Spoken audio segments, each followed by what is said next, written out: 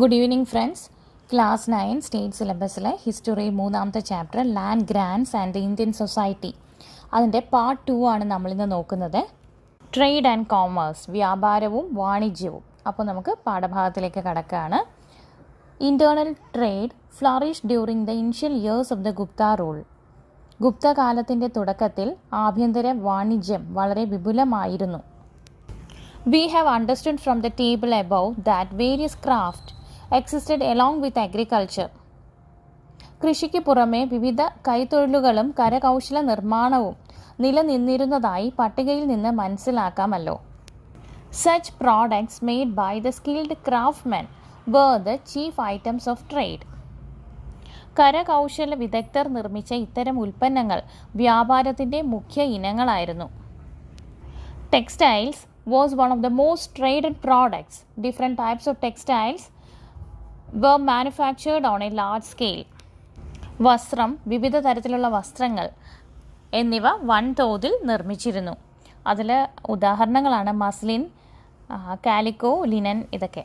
The Guptas had extended trade links with West Asia, Central Asia, Southeast Asia and Rome. പശ്ചിമേഷ്യ, മധ്യേഷ്യ, ദക്ഷിണ പൂർവേഷ്യ, Rome എന്നിവിടങ്ങളുമായി ഗുപ്തന്മാർക്ക് വിദേശ വ്യാപാര ബന്ധം നിലനിന്നിരുന്നു. New trade routes developed during the period. Gold, silver and copper coins of high quality were minted. ഈ കാലഘട്ടത്തിൽ പുതിയ വ്യാപാര പാതകൾ വികസിച്ചിരുന്നു. മികച്ച സ്വർണ്ണ നാണയങ്ങളും വെള്ളി ചെമ്പ് നാണയങ്ങളും പുറത്തിറക്കി. Prominent traders known as Nagarashreshthin and Sarthavaha had the role in the government. Nagarashreshthi, Sarthavaha എന്നീ വ്യാപാര പ്രമുഖർക്ക് ഭരണത്തിൽ പങ്കാളിത്തമുണ്ടായിരുന്നു. Vaishali, Pataliputra, Kannauj, Shravasti, Kaushambi, Ujjaini and Mathura were important centers of trade. Vaishali, Pataliputra, Kannauj, Shravasti, Kaushambi, Ujjaini, Mathura മുതലായവ വ്യാപാര പ്രാധാന്യമുള്ള പട്ടണങ്ങളായിരുന്നു. ഇനി ബോക്സിനകത്തുള്ള നഗരത്താർ, നഗരശ്രേഷ്ഠൻ. These wealthy merchants of the cities had a role in administration also. Besides they were prominent members of the merchant guilds. നഗരത്തിലെ സമ്പന്നരായ കച്ചവടക്കാരായ ഇവർ ഭരണത്തിലും പങ്കാളികളായിരുന്നു. കൂടാതെ വർത്തക സംഘങ്ങളിലെ പ്രമുഖരായിരുന്നു ഇക്കൂട്ടർ. മാപ്പാണ് some important cities of the Gupta period. Gupta പീരീഡിലുള്ള പ്രമുഖ സിറ്റീസാണ് അതിൽ മാപ്പിൽ കാണുന്നത്. Find out in which present Indian states are the Gupta cities marked in the above map located. അതായത് ഈ ഭൂപടത്തിൽ രേഖപ്പെടുത്തിയിരിക്കുന്ന ഗുപ്തകാലത്തെ നഗരങ്ങൾ ഇന്നത്തെ ഏതൊക്കെ സംസ്ഥാനങ്ങളിലാണെന്ന് കണ്ടെത്താനാണ് പറഞ്ഞിരിക്കുന്നത്. India's foreign trade declined following the collapse of the Roman Empire by the 6th century CE. Another reason for this was that the Westerners had learned the technique of silk making from the Chinese. Decline of foreign trade adversely affected the internal trade also.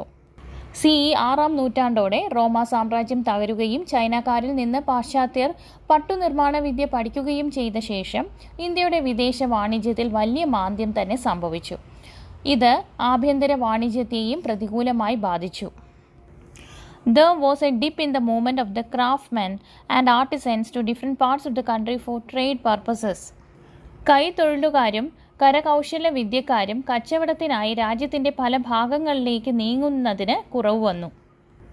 They confined themselves to the villages. This led to the ruralization of arts and crafts.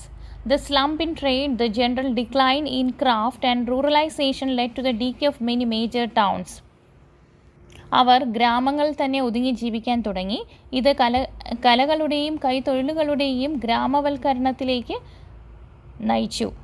കച്ചവടത്തിൻ്റെ തകർച്ചയും കൈത്തൊഴിലുകളുടെ കുറവും ഗ്രാമവൽക്കരണവും പല പ്രധാന നഗരങ്ങളുടെയും തകർച്ചയ്ക്ക് കാരണമായി. Cities like Kaushambi, Hastinapura, Ahichhatra, Takshashila, Ayodhya, Ujjaini and Mathura lost their glory.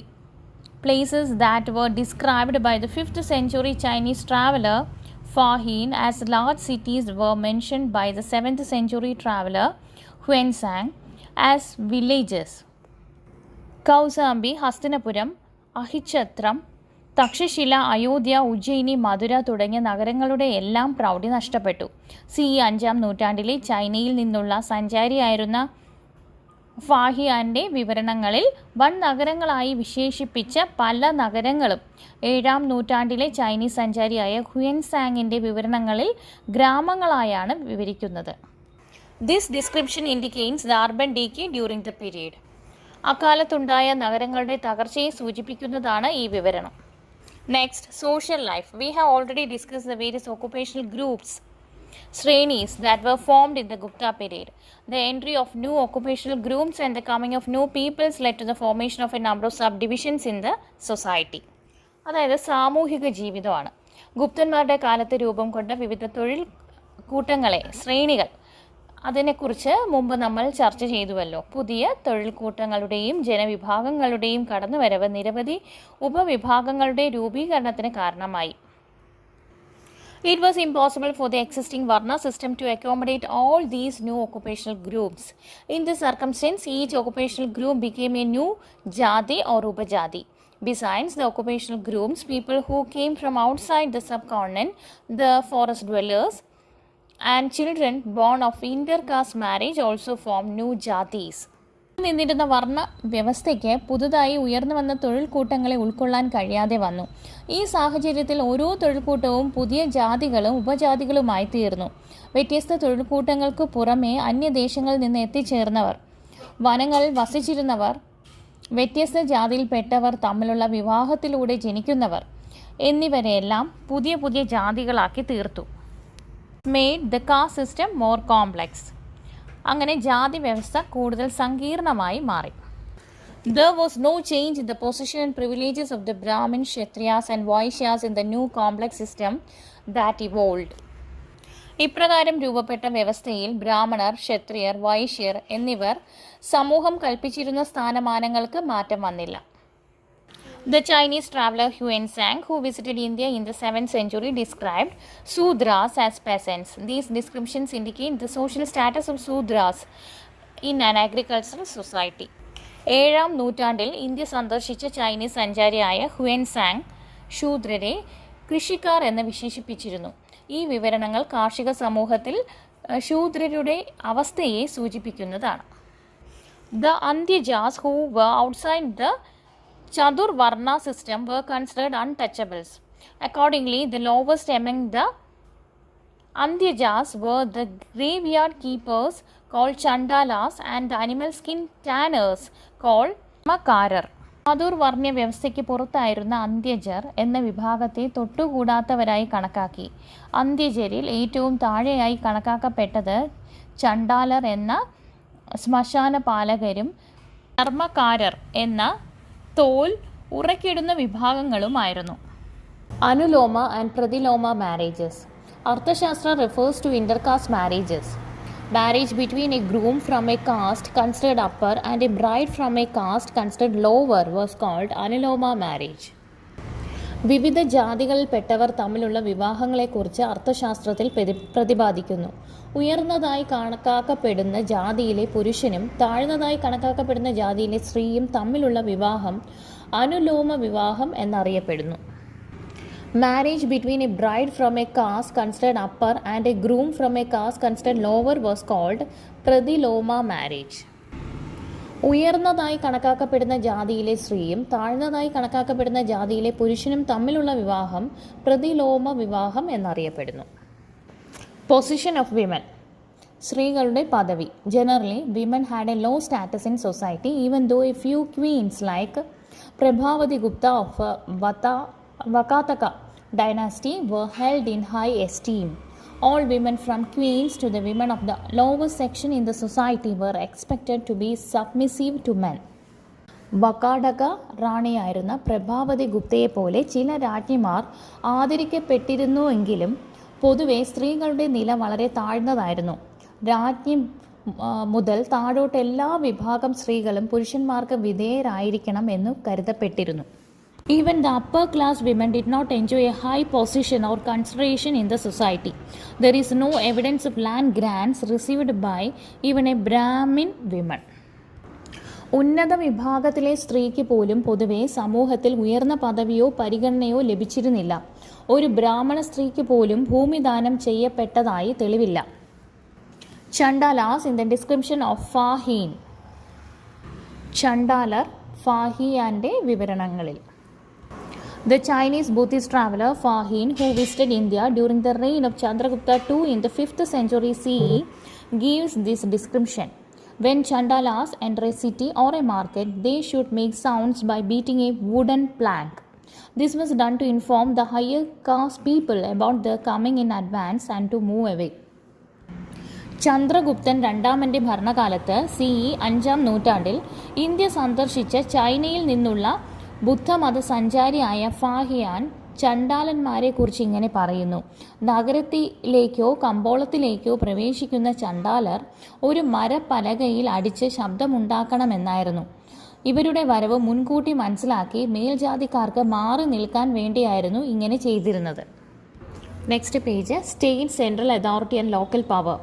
Equal to Kubera, Varuna, Indra, Antaka and with no equal rival on the face of the earth. These words are from Prayaga Prashasti situated in Allahabad, which tells us about Samudragupta, the most powerful ruler of Gupta period. രാഷ്ട്രം, കേന്ദ്ര അധികാരവും പ്രാദേശിക അധികാരവും. കുബേരനും വരുണനും ഇന്ദ്രനും അന്തകനും സമനായവനും തനിക്കു പോന്ന ഒരെതിരാളിയും ഭൂമുഖത്തില്ലാത്തവനും ഗുപ്തകാലത്തെ ഏറ്റവും ശക്തനായ ഭരണാധികാരിയായിരുന്ന സമുദ്രഗുപ്തനെ പറ്റിയുള്ള അലഹബാദിൽ സ്ഥിതി ചെയ്യുന്ന പ്രയാഗ പ്രശസ്തിയിൽ നിന്നുള്ള വരികളാണിത്. What do you understand from this text about the powers of the king during the Gupta period? The king was considered equal to God. Gupta കാലഘട്ടത്തിലെ രാജാവിൻ്റെ അധികാരത്തെക്കുറിച്ചുള്ള എന്തെല്ലാം വിവരങ്ങൾ ഇതിൽ നിന്ന് ലഭിക്കും? അതായത് രാജാവിനെ എങ്ങനെയാണ് ദൈവസമാനമായി കണക്കാക്കുന്നു എന്നാണ്. Gupta kings had extensive powers. At the same time they had some responsibilities as well. Let us have a look at them. വിപുലമായ അധികാരമുണ്ടായിരുന്നവരാണ് ഗുപ്ത രാജാക്കന്മാർ. അതോടൊപ്പം അവർക്ക് ചില ഉത്തരവാദിത്തങ്ങളും ഉണ്ടായിരുന്നു. അവ എന്തൊക്കെയാണെന്ന് നമുക്ക് നോക്കാം. Protect the people from aggressions. ആക്രമണങ്ങളിൽ നിന്ന് പ്രജകളെ സംരക്ഷിക്കുക. Protect Brahmins, Shramanas, Buddhist, Jain monks and the weaker sections. ബ്രാഹ്മണരെയും ശ്രമണരെയും ബുദ്ധ ജൈന വിഭാഗങ്ങൾ അബലരെയും സംരക്ഷിക്കുക. Administration of justice. നീതി നിർവഹണം നടത്തുക.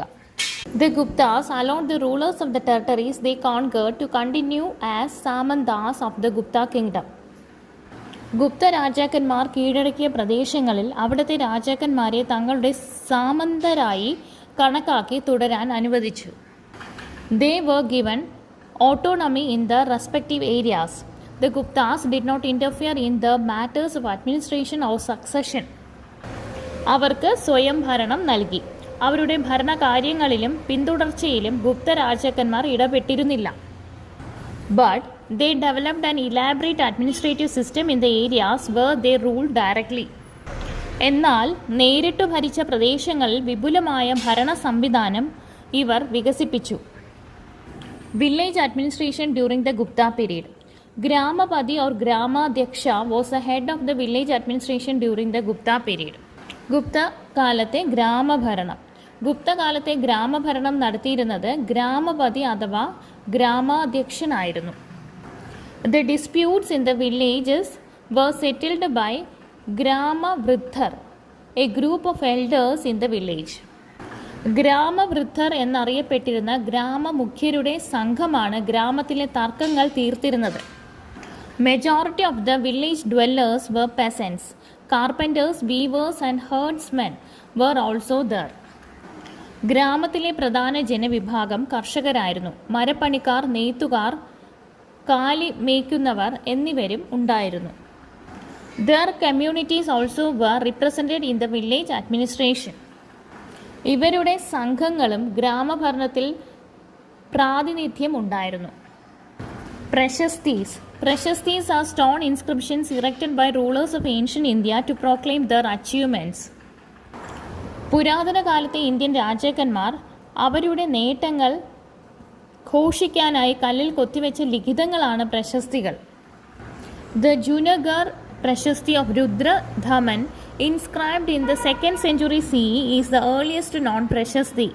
It is inscribed on one portion of the Junagar Shasana of Ashoka. അങ്ങനെ അറിയപ്പെട്ടതിൽ ഏറ്റവും ആദ്യത്തേത് CE 2-ാം നൂറ്റാണ്ടിൽ കൊത്തിവെക്കപ്പെട്ട രുദ്രദാമൻ്റെ ജുനഗഡ് പ്രശസ്തിയാണ്. അശോക ചക്രവർത്തിയുടെ ജുനഗഡ് ശാസനത്തിൻ ഒരു ഭാഗത്തായാണ് ഈ പ്രശസ്തി കൊത്തിവെച്ചിരിക്കുന്നത്. The Prashastis praise the king and his achievements in wars. In South India, Cholas, Rashtrakutas, Chalukyas and Pallavas followed the practice of writing the Prashastis in new forms.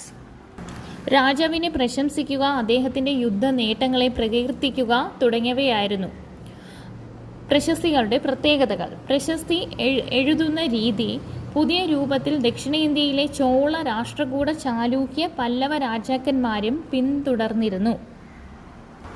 Although there could be exaggeration, the Prashastis are helpful as sources of historical information about rulers.